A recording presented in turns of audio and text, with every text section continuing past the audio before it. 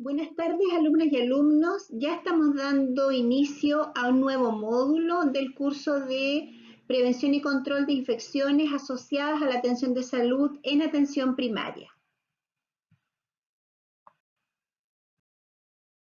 En la clase de hoy damos inicio al módulo 3, donde revisaremos las medidas generales de la prevención de infecciones asociadas a la atención de salud, y la clase de hoy hablará acerca de las precauciones estándar. Los conceptos que revisaremos en esta clase son la definición de precaución estándar y su historia, y veremos cada uno de los elementos que componen la precaución estándar. Partiremos por la higiene de manos, el uso del equipo de protección personal, la inyección segura, la descontaminación y dentro de ella la higiene, desinfección y esterilización. Hablaremos sobre la higiene de la tos y el manejo de los desechos. Las precauciones estándar son las medidas básicas para el control de las infecciones y se van a utilizar en la atención de todos los pacientes, independiente si se trate o no de pacientes infecciosos, sintomáticos, portadores de los agentes microbianos infecciosos, o si no se sabe si lo son. El objetivo de utilizarlas es prevenir la transmisión de la mayoría de los agentes microbianos durante la atención de salud.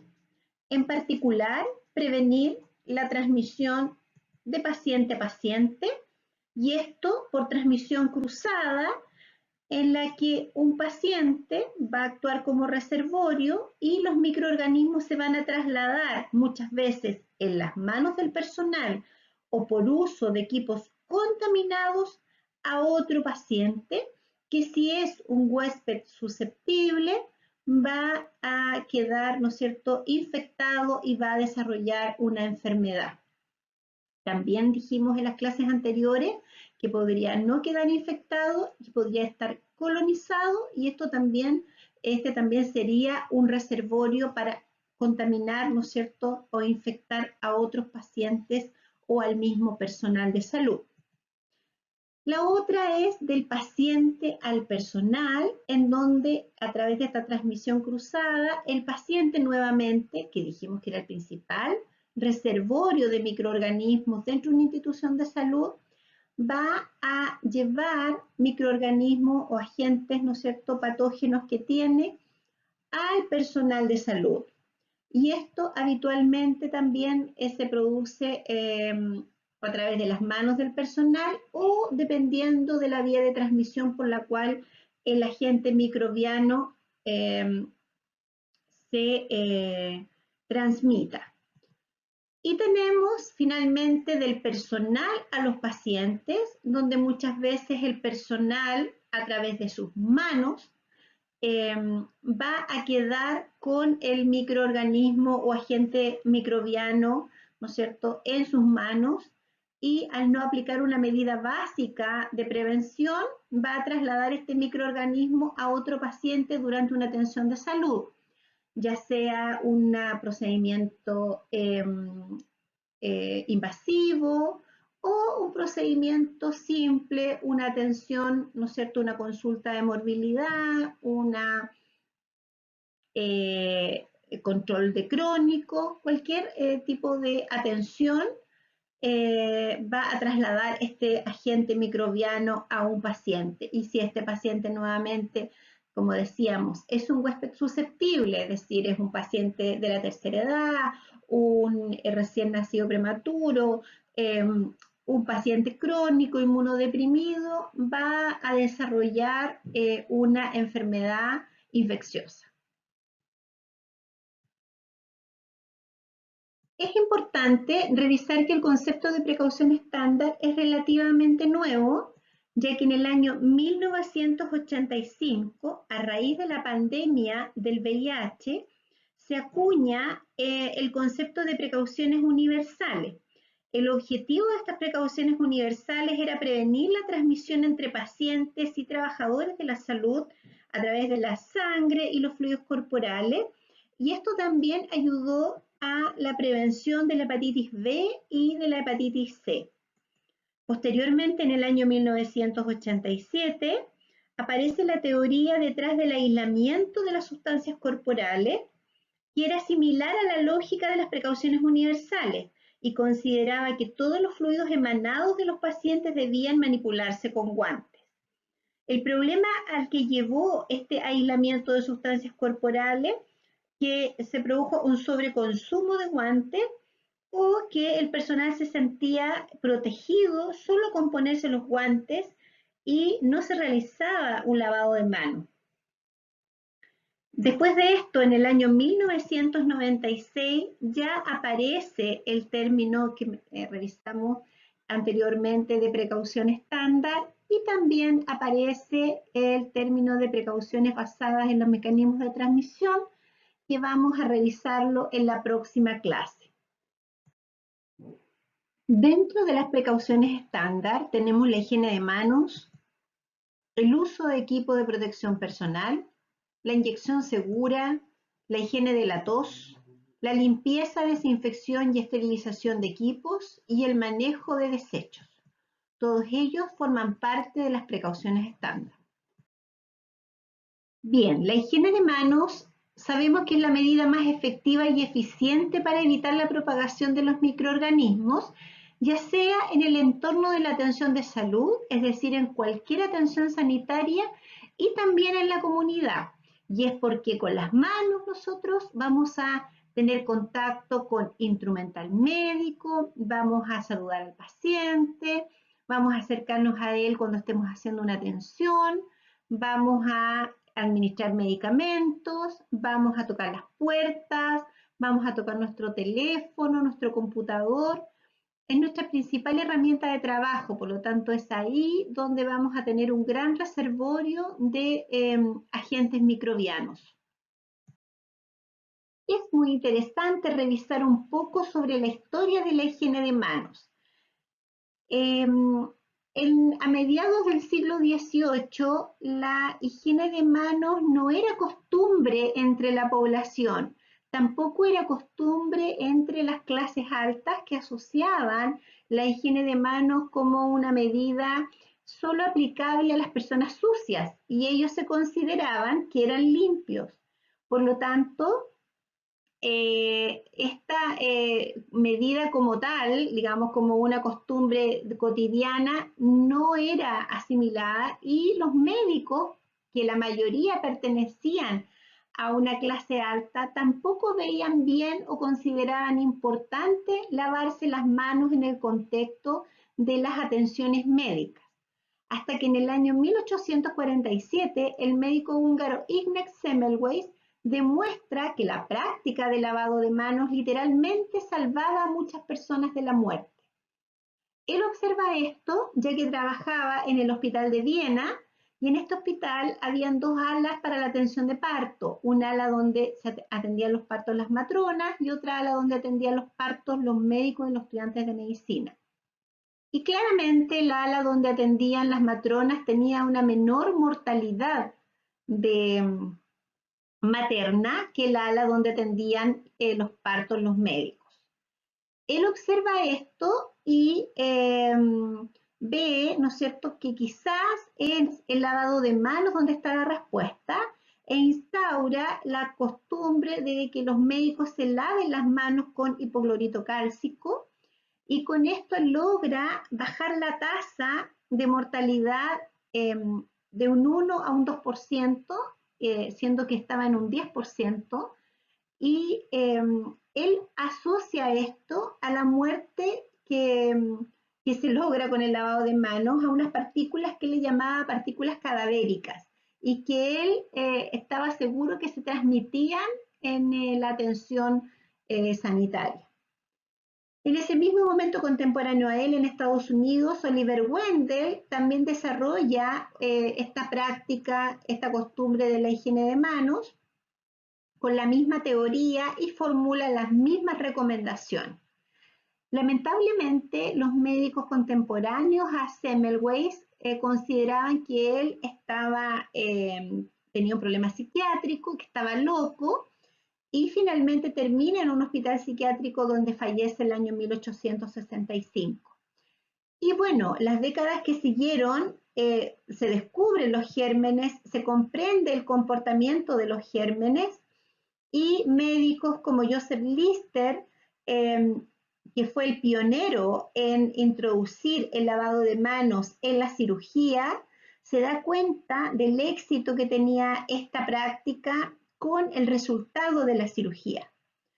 Y ya a partir del siglo XVIII y a principios del siglo XX, lavarse las manos se convierte en una medida, digamos, que es sugerida y muchas veces normada, ya que tiene una base científica. El año 2005, cuando la Organización Mundial de la Salud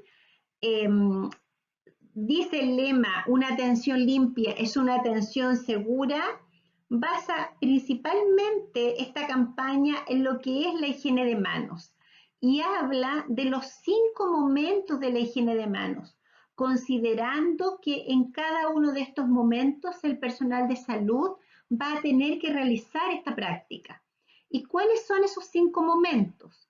Antes del contacto con el paciente, independiente del procedimiento o atención que sea, antes de realizar una técnica aséptica, después del riesgo de exposición a sangre o fluidos corporales de riesgo, después de estar en contacto con la unidad del paciente, y eso quiere decir que después de estar en contacto con su silla, con la mesa donde él estuvo, con la camilla, ¿no es cierto?, con la ropa que a lo mejor le entregamos que debía usar, vamos a tener que higienizarnos las manos. Y después del contacto que vamos a tener con el paciente, cualquiera que sea la atención o procedimiento que estemos realizando con él. Si bien es importante el momento en que nos debemos higienizar las manos, los 5 momentos que mencionamos anteriormente, también es importante el cómo nos vamos a higienizar las manos. Y aquí es muy importante el producto que vamos a utilizar, si es que vamos a hacer un lavado de manos clínico o vamos a hacer un lavado de manos quirúrgico. En el quirúrgico vamos a utilizar quizás un jabón antiséptico y lo más probable es que en el lavado de manos clínico podamos utilizar un jabón común hipoalergénico. También es importante la técnica adecuada, entender que cuando las manos no están visiblemente sucias, es muy recomendable utilizar un producto desinfectante a base de alcohol, como lo que nosotros conocemos comúnmente el alcohol gel. Es también importante señalar que cuando nosotros decidimos utilizar esta base de alcohol para las manos, es importante que la frotación de las manos sea entre 20 a 30 segundos y que cuando las manos estén visiblemente sucias o con algún tipo de material proteico, utilicemos jabón, agua y una toalla de único uso y que aquí, ¿no es cierto?, el lavado de manos dure entre 40 y 60 segundos. Entonces, cuando nosotros hablamos de la higiene de manos, entendiendo siempre que es la medida de prevención de infecciones que aisladamente tiene el mayor impacto en la reducción de las infecciones asociadas a la atención de salud, debemos tener presentes siempre los 5 momentos en que debemos realizarnos esta higiene y segundo, la técnica que vamos a utilizar. Si vamos a decidir realizar un lavado de manos húmedo, clínico o quirúrgico, donde vamos a utilizar agua, jabón, ya sea un jabón de tocador o un jabón antiséptico y una toalla de primer uso, o bien vamos a decidir la higiene de manos en seco, donde vamos a utilizar un desinfectante como es una solución en base alcohólica de más de 60 grados. En el caso en que nosotros decidamos uno u otro, es fundamental que cumplamos todos los pasos de la higiene de manos que están determinados a través de afiches, ¿no es cierto?, en los mismos protocolos que ustedes tienen o procedimientos dentro de cada una de las unidades, considerando siempre que debo realizar todos los pasos y no saltarme ningún paso, y también que no puede quedar ninguna parte de la superficie de mi mano sin realizar esta acción mecánica de frote y cumplir el tiempo entonces en que me voy a frotar las manos, como mencionábamos en la lámina anterior. La otra medida importante de prevención de IAS y que está dentro de las precauciones estándar es el uso de los equipos de protección personal. Estos equipos son artículos y elementos de vestimenta que pueden ser usados por el personal de salud, ya sea de manera única o combinada, para crear una barrera entre el paciente, el ambiente o un objeto y el propio personal.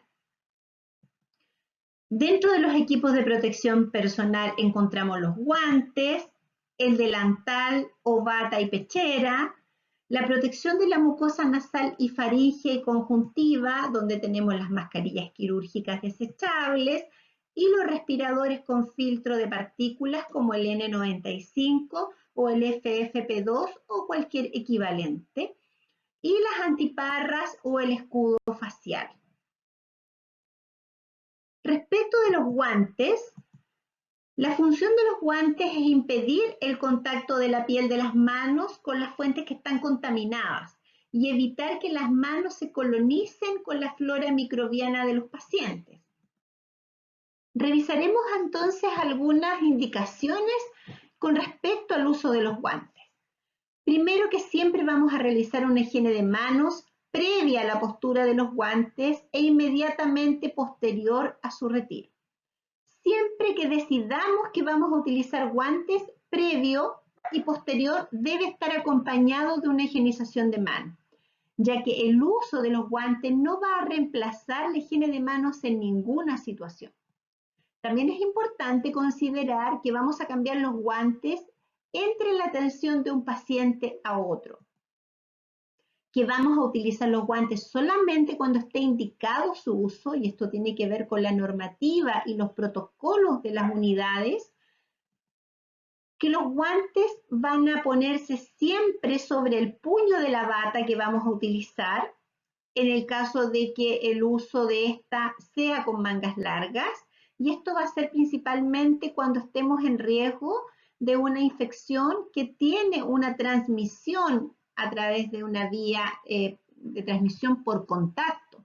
En ese caso no vamos a dejar ninguna parte de nuestra piel descubierta y vamos a generar un sello entre el guante y el puño de la bata. También es importante que cuando la atención de un paciente requiere de intervención de distintas zonas corporales con distintos riesgos de contaminación, va a ser necesario que cambiemos los guantes aun cuando estemos con el mismo paciente. También es importante señalar que vamos a cambiar los guantes cada vez que estos se rompan. No podemos utilizar guantes que tengan, ¿no es cierto?, alguna discontinuidad, algún piquete.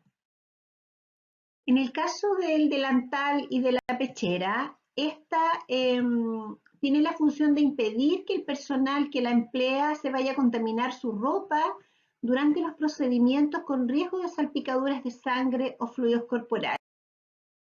Este delantal o pechera debe cubrir al personal que está empleando la bata desde el cuello hasta la rodilla y todos los brazos hasta los puños, teniendo un sistema de cierre en la parte posterior del delantal.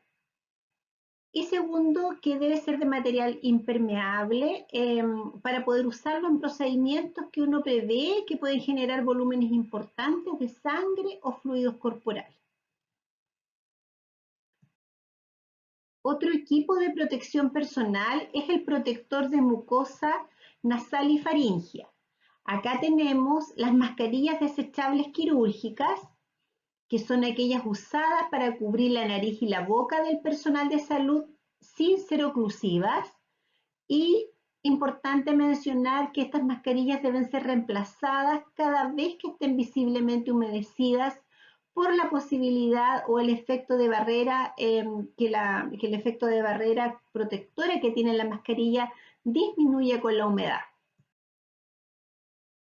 Otro equipo para utilizar como protector de mucosa nasal y faringea es el respirador con filtro de partículas, el más conocido por nosotros es el N95, y lo que va a permitir este respirador es que va a tener elementos que filtran el aire y van a disminuir, por lo tanto, la aspiración de las partículas por parte del trabajador de la salud. Va a requerir de un ajuste facial oclusivo y además va a requerir de un entrenamiento previo a su uso. Por la importancia y la relevancia que tienen en el tipo de transmisión del agente microbiano, nos vamos a detener en estos protectores de mucosa nasal cuando revisemos las precauciones adicionales. Por ahora vamos a hablar solo estas generalidades de ambos. Respecto al protector de conjuntivas, tenemos acá las antiparras que van a permitir una cobertura oclusiva de los ojos en todo su contorno. Es importante mencionar que no puedo reemplazar la antiparra por los lentes ópticos. Por lo tanto, si necesito usar lentes ópticos, tendré que recurrir a otro tipo de protector de conjuntivas. En el caso de utilizar lentes ópticos, podemos utilizar el protector de conjuntivas, que es el escudo facial, que puede reemplazar a las antiparras y a la mascarilla y nos permite una cobertura transversal, envolvente de toda la cara y va a cubrir desde la frente hasta el mentón. Vamos a revisar algunos principios en la utilización de los equipos de protección personal. Como mencionamos en alguno de ellos, siempre va a ser importante lavarse las manos antes y después de utilizar estos equipos de protección personal. Deben estar disponibles donde y cuando esté indicado, es decir, no podemos realizar una atención que requiera cierto tipo de elementos de protección personal y que estos no estén disponibles. Lo vamos a ver más detenidamente cuando veamos las precauciones adicionales. Siempre nos vamos a poner el equipo de protección personal antes del contacto con el paciente. Nos vamos a quitar de inmediato los equipos de protección personal después de haber completado la atención o después de haber abandonado la zona de atención del paciente. Esto va a depender también del tipo de transmisión del microorganismo, en qué momento nos retiramos el equipo. Nunca vamos a reutilizar un equipo de protección personal que está definido como desechable. Y en el caso de que utilicemos un equipo de protección personal que sea reutilizable, nos vamos a preocupar que una vez que hayamos terminado la atención, vamos a limpiar y desinfectar este equipo. Por ejemplo, el protector facial o escudo facial. También es importante cambiar inmediatamente algún equipo de protección personal cuando éste se contamine o se dañe. Estos equipos de protección personal no deben ajustarse ni tocarse durante la atención del paciente, por lo tanto yo debo preocuparme de que quede bien instalado y después hacer la atención. Ya no voy a poder volver a tocarlos porque si no los tendría que eliminar y volver a nuevamente ponerme un equipo que esté en buenas condiciones. Nunca me debo tocar la cara mientras estoy utilizando el equipo de protección personal. Cuando no se cumplan todas estas prácticas o hay alguna duda al respecto, vamos a salir de la zona de atención del paciente en un momento seguro, nos vamos a quitar el equipo de protección personal y lo vamos a cambiar por otro de forma correcta. Siempre nos vamos a quitar con cuidado el equipo de protección personal porque puede ser un momento en que me puedo contaminar incluso, a fin de evitar la autocontaminación. Siempre me lo voy a quitar de las partes más sucias hacia las partes más limpias. Es importante señalar que la instalación del equipo de protección personal hay que seguir un orden, una lógica, y que hay que cumplir todos los pasos y todas las sugerencias que se hacen al respecto. Primero, vamos a partir siempre con una higienización de manos para posteriormente instalar el delantal o la pechera. Tener mucho cuidado de que al instalar este delantal, que va a ser impermeable, no toque el piso porque habitualmente es largo y el piso está contaminado. Lo otro importante es que al ponerlo y amarrarlo, lo amarremos atrás, las tiras atrás y no las pasemos hacia adelante. Y lo otro importante es que cuando tiene mangas, las mangas queden también bien puestas y que efectivamente me puedan cubrir todo el brazo. Posteriormente nos vamos a instalar la mascarilla, cualquiera de las dos que tengamos que utilizar. En el caso de utilizar la mascarilla quirúrgica, nos vamos a preocupar de que la mascarilla cubra desde la nariz al mentón. También nos vamos a preocupar de que nos instalemos la mascarilla hacia el lado correcto. La mascarilla tiene un lado externo y uno interno. Y también nos vamos a preocupar de que tiene un fijador en la parte superior para la nariz y ese quede bien ajustado a la nariz de el funcionario. El funcionario va a abrir los pliegues de la mascarilla y posteriormente va a hacer el amarre que va a poner las dos tiras superiores en la parte superior de la nuca y las dos tiras inferiores en la parte inferior de la nuca. Una vez que la mascarilla queda bien instalada, vamos a pasar a ponernos el otro elemento de protección personal. También acá indicar que en el caso de que nosotros utilicemos un respirador, por ejemplo un N95, la forma de ponérselo es la misma, la única diferencia es que el respirador no tiene esta oclusión para la nariz y que en el caso del respirador vamos a tener que hacer la prueba de oclusión, que la vamos a revisar cuando veamos las precauciones adicionales. Posteriormente nos vamos a poner las antiparras o escudo facial. Dijimos que vamos a definir que las antiparras las vamos a utilizar siempre cuidando de poner bien la nariz en el espacio que tiene la antiparra para la nariz.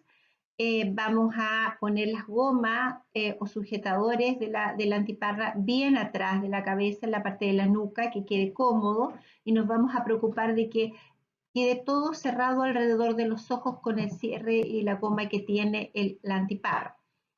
En el caso de que el trabajador utilice lentes ópticos, vamos a preferir siempre el escudo facial y el escudo facial va a tener la misma forma de ponérselo. Vamos a tener que ajustar bien atrás para que no se corra, tener cuidado de que ajustemos también la parte de la frente, ya que este debe cubrir desde la frente hasta más abajo del mentón y toda la cara. Y finalmente vamos a instalar los guantes. La idea es que los guantes que instalemos sean de la talla del funcionario para que pueda trabajar de manera cómoda. Y lo otro importante es que el guante pase por fuera del puño del delantal para que forme una oclusión y un cierre correcto de esta continuidad del delantal con el guante. Vamos a revisar ahora la secuencia del retiro de los equipos de protección personal, que se ha visto que este es el momento en que hay un mayor riesgo en que exista una contaminación desde el equipo de alguno de los equipos de protección personal hacia el funcionario.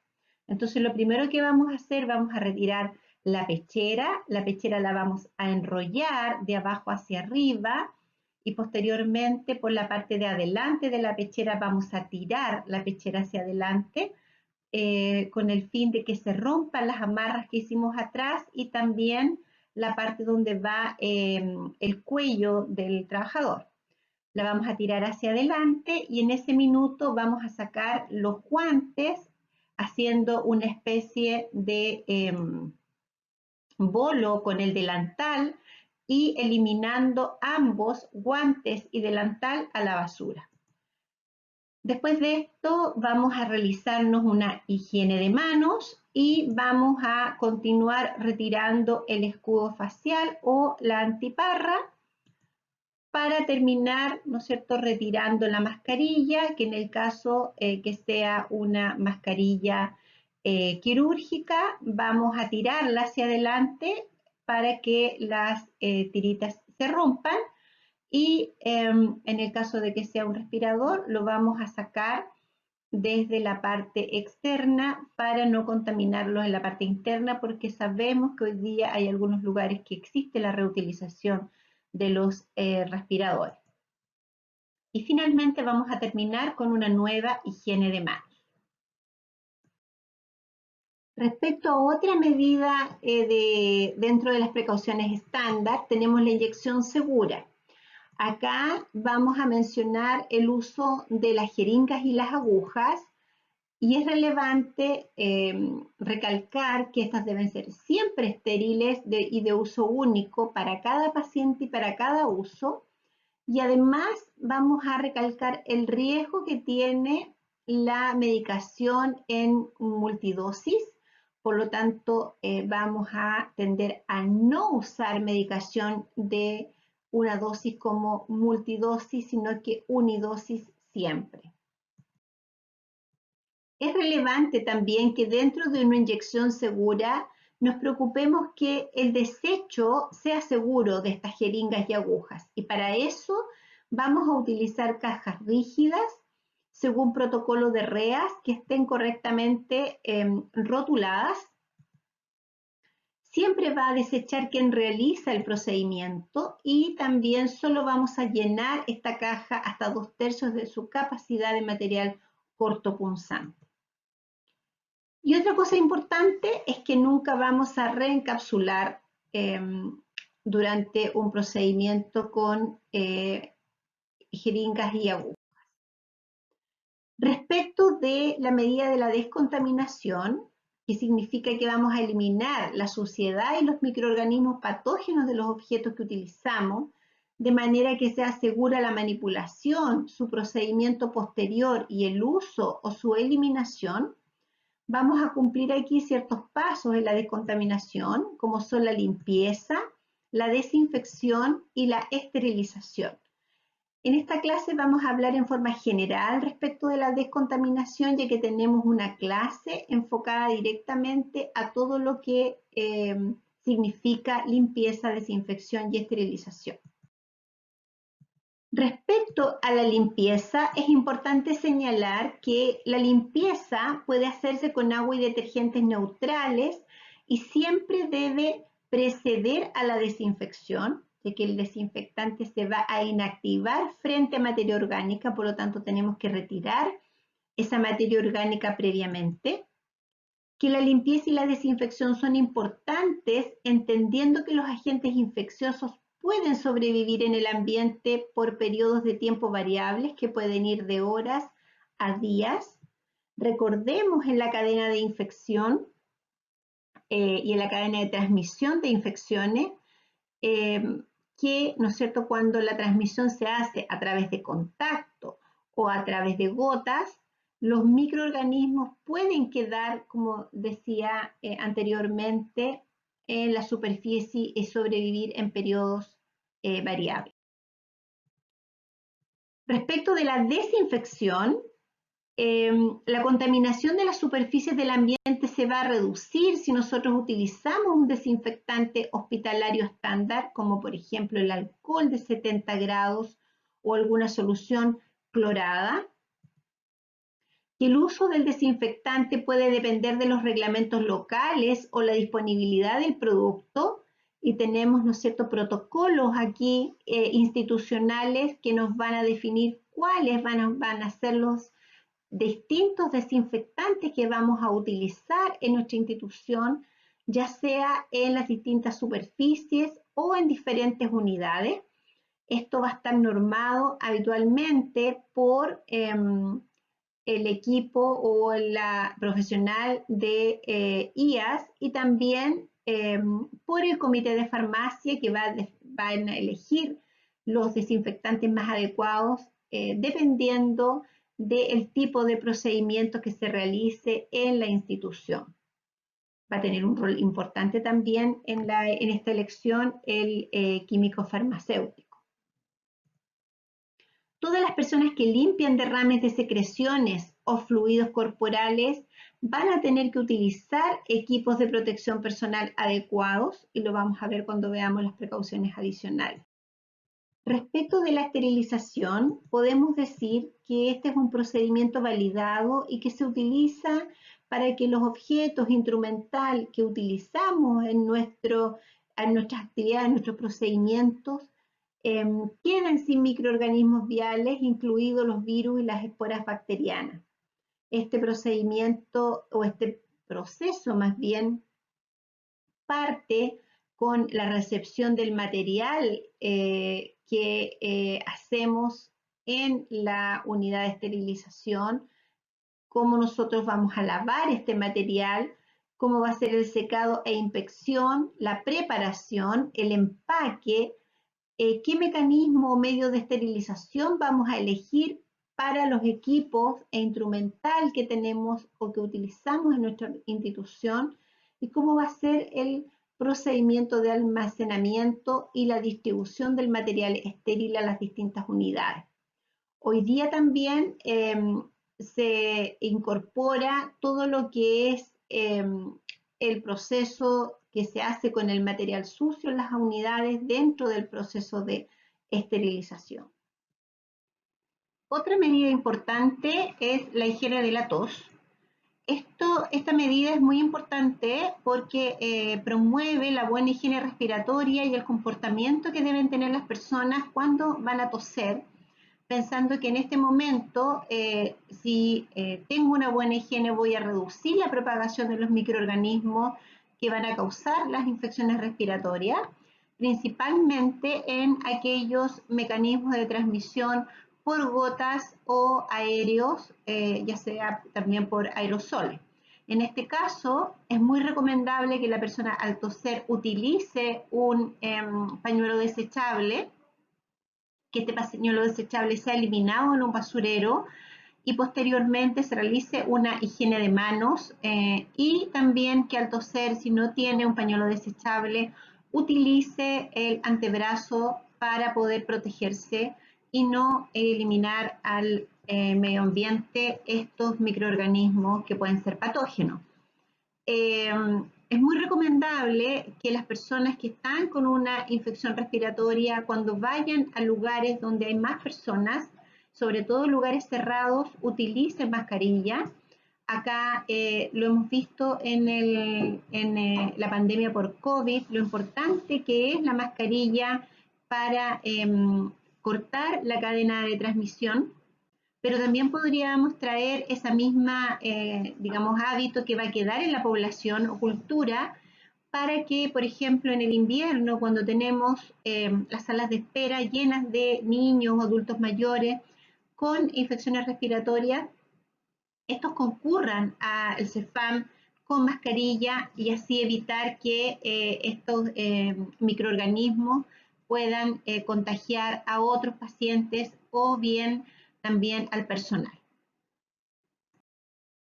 Bien, y la última medida de precaución estándar es aquella que tiene relación con el manejo de los desechos. Vamos a realizar una clase de REAS porque es importante reforzar esta área, creemos que es deficitaria. Y bueno, respecto al manejo de estos desechos, lo primero es decir que debemos asegurar la eliminación segura de los desechos, debemos tener un protocolo de REAS local y que todas las personas que van a eliminar desechos en sus procedimientos lo conozcan para saber cómo deben hacerlo. Debemos tratar los desechos contaminados con sangre, fluidos corporales, secreciones y excreciones como desechos clínicos y vamos a tener que entonces eliminarlo en conformidad con nuestra normativa local. Los tejidos orgánicos y los desechos de laboratorio que están directamente asociados con procedimientos de muestras también deben tratarse como desechos clínicos. Debemos desechar adecuadamente los artículos que son descartables y desechables. Finalmente, las conclusiones de la clase de hoy serían que la precaución estándar son medidas simples, efectivas y eficientes que nos permiten reducir las infecciones asociadas a la atención de salud. También que la medida más potente para reducir las IAS es la higiene de manos, siempre y cuando sea esta en los 5 momentos y con la técnica correcta. Que los equipos de protección personal forman parte de una medida fundamental para la prevención de infecciones cuando los utilizamos el equipo correcto y la técnica correcta. Que la limpieza y desinfección de equipos y superficies nos va a permitir eliminar los agentes patógenos que quedan en el ambiente clínico. Y finalmente, que la cultura de seguridad clínica es la única que nos va a permitir valorar la importancia de la prevención de infecciones asociadas a la atención de salud y de la implementación adecuada de las precauciones estándar. Bien, queridas y queridos alumnos, hemos terminado la primera clase del módulo 2. Los invito ahora a que participen en el foro. También vamos a subir 2 videos, un video que muestra la técnica de la higiene de manos y vamos a subir un video que nos va a mostrar también los aspectos más relevantes de la postura y retiro de los equipos de protección personal. Así que los dejo invitados a la clase número 2 del módulo 2. Muchas gracias.